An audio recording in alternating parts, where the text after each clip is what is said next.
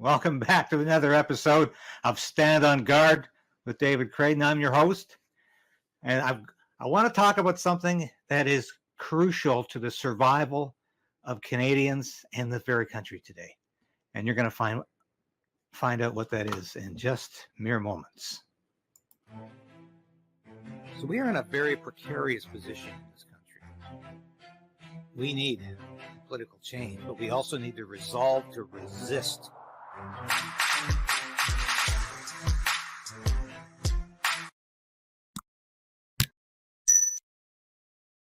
Yes, please don't forget to hit that subscribe button, ring that bell, because believe me, when you do so, and it costs you nothing, it guarantees that you can continue to watch this station and find out what's really important.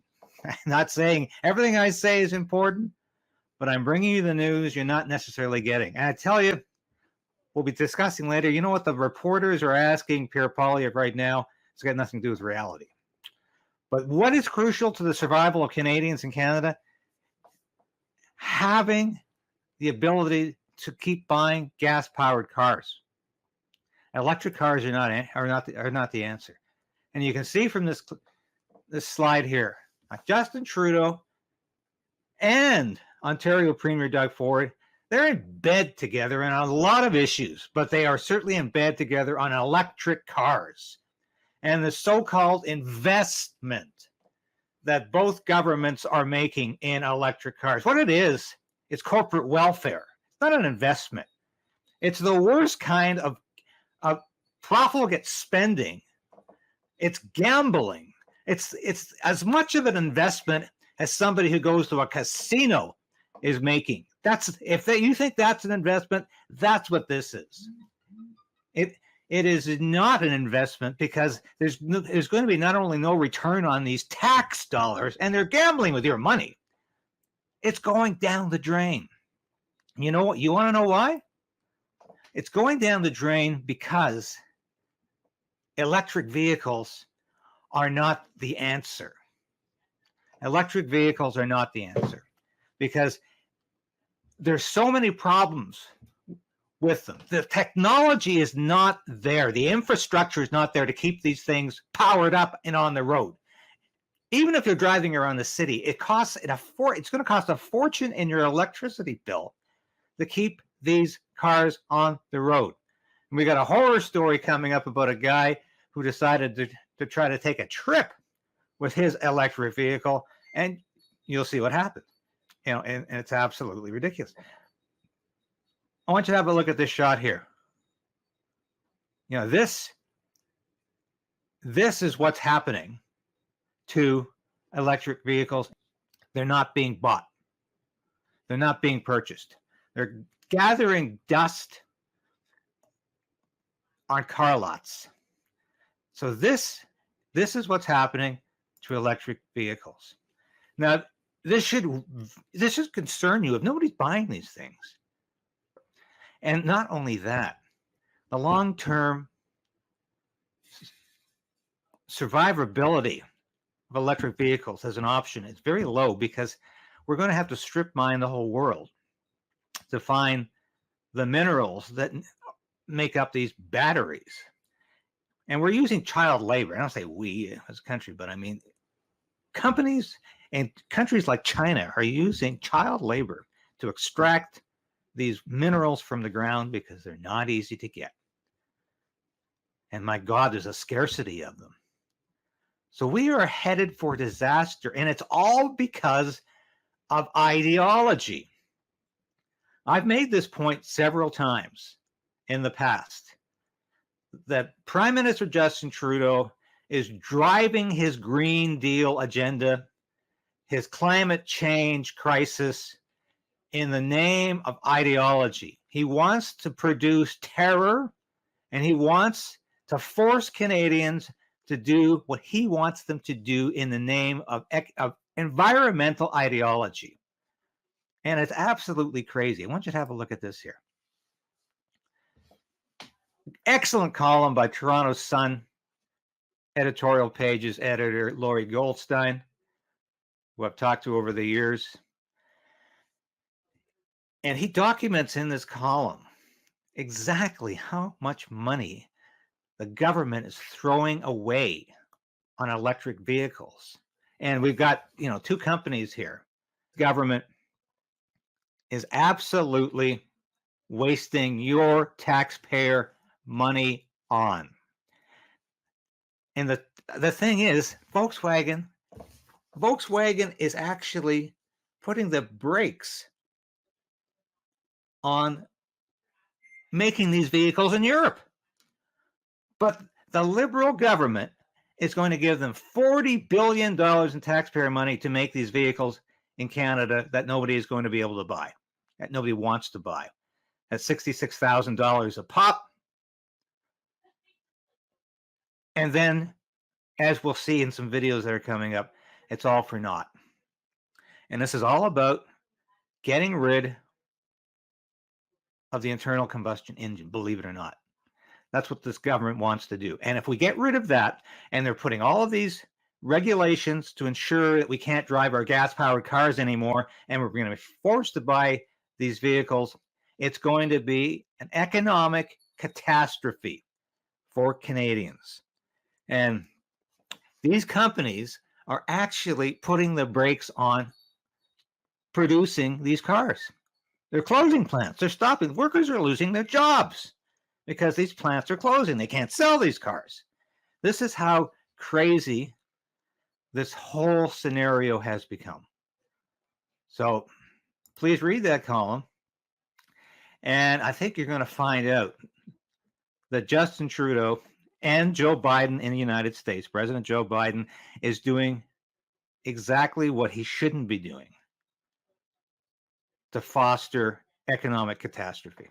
I want you to watch this clip here. It's absolutely fascinating. And it's Conservative leader Pierre Poilievre. Now, well, he's finally made the connection that the carbon tax that did nothing to stop forest fires, even though supposedly these forest fires were a direct result of climate change. All of the carbon taxes did nothing to stop these forest fires. All they have done is impoverish Canadians and further enrich the federal government. And don't buy the argument that you're getting it all back. You're not getting it all back. Let's watch this. Here in Prince Edward Island for my Axe the Tax tour. And boy, is that tour ever timely. Look at Trudeau's tax right there, $185.8. Gas prices have skyrocketed across Atlantic Canada since Trudeau's tax took effect at the beginning of last month. And now the devastating consequences are hitting grocery stores. Just this week, we saw the inflation numbers out, and food inflation was worse in Prince Edward Island than anywhere else. The Atlantic provinces were among the worst anywhere in Canada. That corresponds with the coming into force of the carbon tax. Higher taxes on the farmers who make the food and the truckers who ship the food means higher taxes on all who buy the food. The Trudeau makes sense, doesn't it? When people have to ship goods using gas-powered vehicles, it's going to cost more money to do so.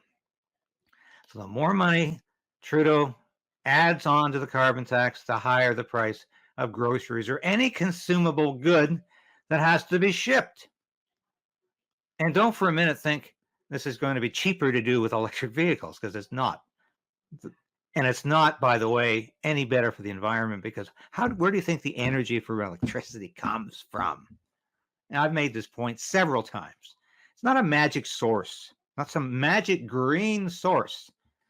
So this is all a mirage, just so Trudeau can stomp on your rights in the name of ideology. And I think Poilievre is making a very good point here. Tax is a food tax. And that's why I announced today to all Prince Edward Islanders and Atlantic Canadians that a Pierre Poilievre-led common sense Conservative government will axe the tax to bring home lower prices for everyone. Hello, Mr. Polyev. A number of your own comments and Yeah, and watch how insightful the comments and questions are from these reporters, who are nothing more than propagandists for the Trudeau government. actions have been characterized as dog whistling to By the who? far right By who? by a number of By different. who? But I think it's been By who? characterized by that way. But By are who? you trying to Sorry, court? Are I you just trying need to to, I court need to the far clarify. right Sorry, vote? I just need to clarify. By who? By a number By- of different experts and a number of who are the different people experts? who work Who are the work in this. experts? Okay, well, I think All it's right. been established that Right. this is Yeah, a concern. it's Are you not- trying to court the far right vote? Who are these experts? You say that there are experts who are saying this. Who are they?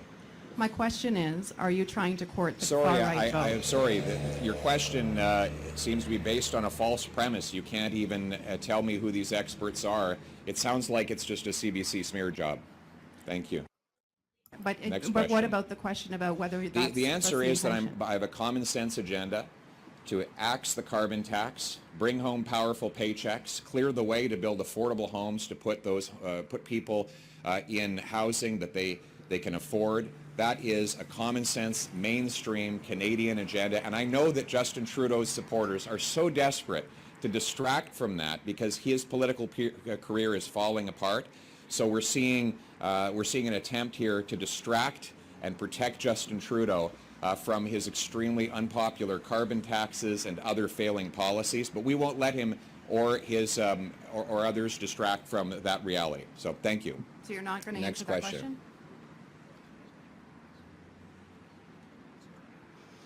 She doesn't work for CBC, but I do. Carrie Campbell. Thank you. Excellent. I loved it. I love it because this illustrates how idiotic so much of the media can be. This is a news conference about the carbon tax, and this reporter decides to be a propagandist for the Trudeau government and to talk about dog whistles, whatever the hell that means, really. I mean, it's just a stupid talking point that most idiots on the left like to talk about. It means absolutely nothing. And what kind of an idiot would want to court the vote of the far right? There's nobody on the far right to court. There's nobody there to court. Pierre Poilievre has already denounced people that he considers to be on the far right, and some of them aren't even on the far right. So what is this reporter talking about? Why would Pierre Poilievre be courting the far right? And what relevance does that question have to this news conference, except that the Liberal Party is propagating that lie, that message, that somehow Poilievre is infatuated with the far right? This is all such crap. It's all such rubbish and nonsense.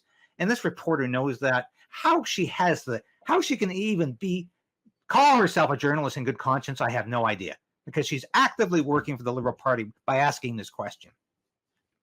No, Pierre Poilievre's not courting the far right.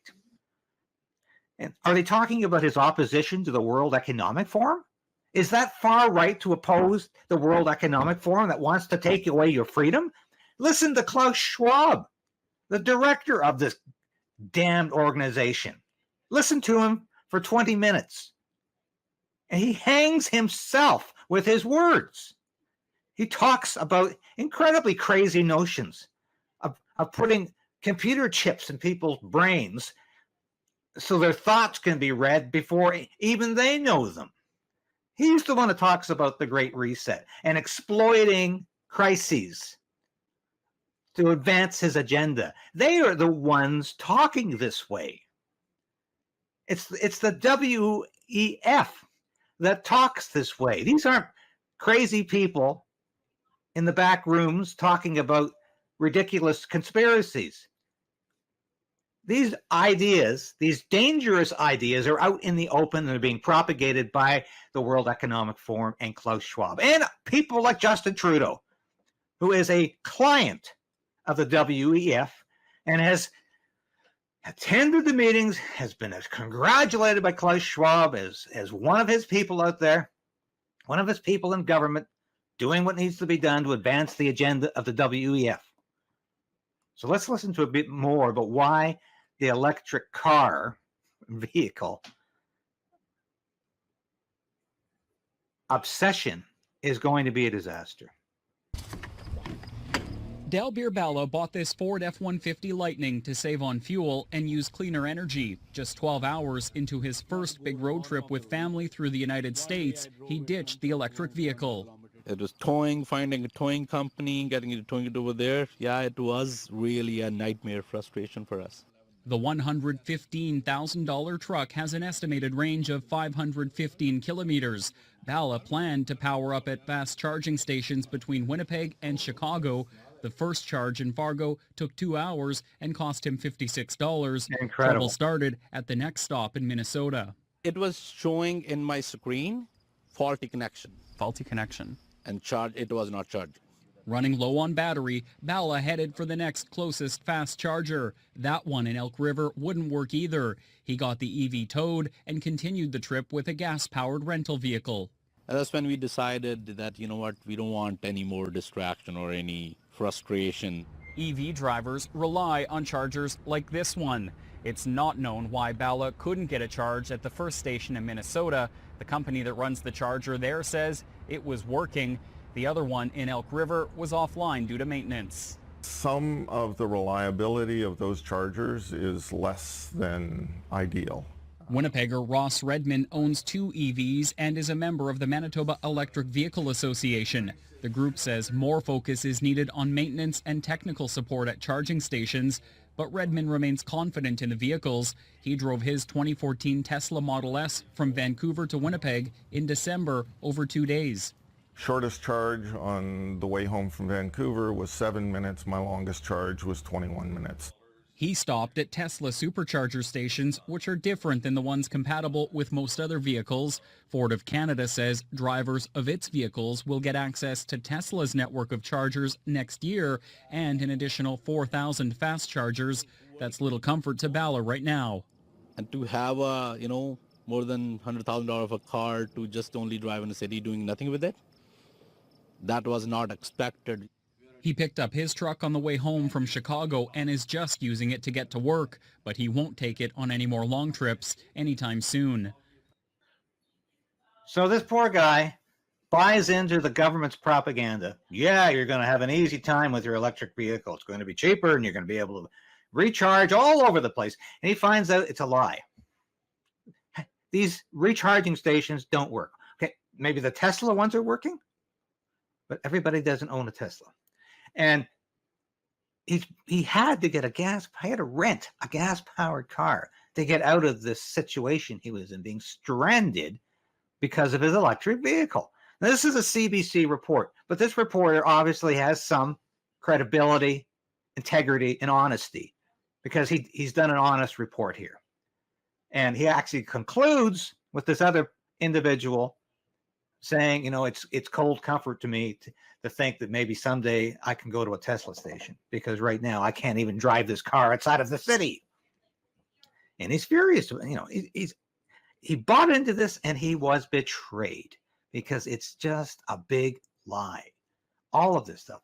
So you might ask, how is the government going to force us to stop using our gas-powered car? Why can't we just ignore this electric vehicle obsession and just keep driving gas-powered cars? Well, I'll tell you later, this government, this liberal government wants to ban the internal combustion engine, but it's got other ways. And in the US, Biden is thinking in the same direction as Trudeau. Listen to this fascinating report here from Charles Payne. This will slow them down because I think it's going to be the greatest economic boondoggle in American history. Yep. Solyndra, all that other stuff, a proverbial drop in the bucket. Right now, EV sales are being lifted by these massive subsidies, but there are so many of them being built. They're piling up. In fact, supply is up 350%. And some just aren't selling. The Genesis, they've got one that sold 18 electric whips. 18! Even Tesla, their whole market share, but they've been slashing prices like crazy. Now, the only way to meet the outrageous targets that they want is to make it a pain in the gas to drive an internal combustion engine car. The administration has such plans on the board, folks. The EPA is going to change tailpipe rules. There's all kinds of other gimmicks. It's going to force you to just ditch your gas-powered car. In the end, there's going to be mountains of unsold cars. I don't know what we're going to do to the lithium batteries. We're going to strip mine the entire planet. The economy, the economic toll will be crazy. Again, remember, mark my words, the worst economic boondoggle ever. And that's why we've invested. Yeah, and you heard it there. And I'm gonna put this hack of a Liberal MP on in a minute, and he's going to tell you how it's all going to work. Because, you know, even if all of the disincentives, if you will, all of the basic economic terrorism, regulatory terrorism that the Liberal government and the Democratic one in the States is going to use against drivers of gas-powered cars, even if that doesn't work, even if they still can't force gas-powered cars off the road, they've got another thing coming. Yeah, they got another solution to this. And listen to this MP from Prince Edward Island, the Liberal MP, where the price of gas is $1.85. And he just thinks the carbon tax is a great idea. But you know what? He's got a solution. In electric vehicles, in batteries, in the clean fuel standard, the very purpose of that is to allow for transportation with less harm to the environment. I have every confidence that industry is going to respond positively. So I don't have any concern whatsoever, because I have so much faith in the innovators in this country who are being fueled by the investments that we are making. I mean, there are going to be no internal combustion engines in Canada in 2035. All right. Did you just hear him say that? Yeah, I did too. Let's hear it again.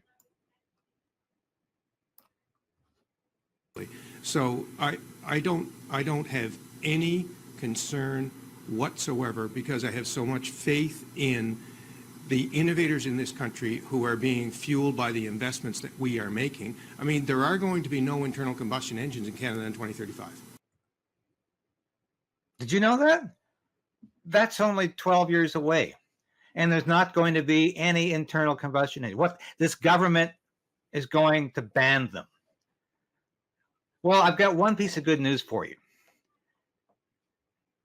The likelihood of this Trudeau eco-extremist government surviving for another 12 years is highly remote.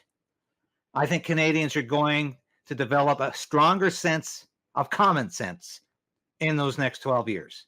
And these plans are going to be put asunder because they're insane, absolutely insane. To get rid of the internal combustion engine, we are all going to be walking and riding bikes. I ride my bike all the time.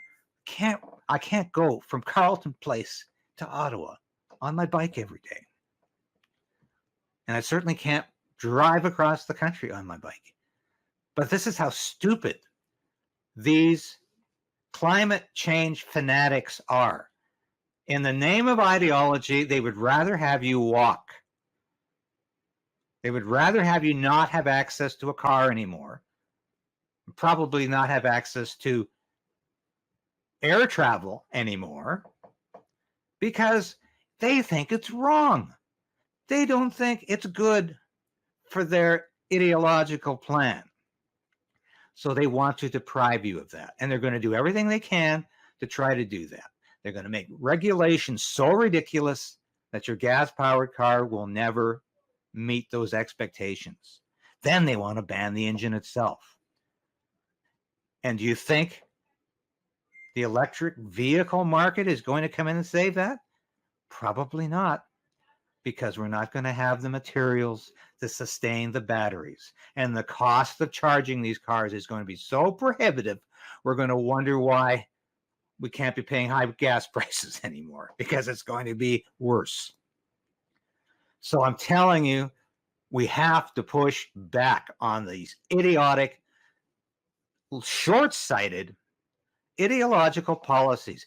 This is, my God, it's like the Cultural Revolution in China. Yes, it's a bit of an exaggeration, but not quite, because the Cultural Revolution in China, initiated by dictator Mao Zedong, was all about forcing an ideology on people that didn't work, that was unworkable, and not giving a damn about the human cost of that revolution.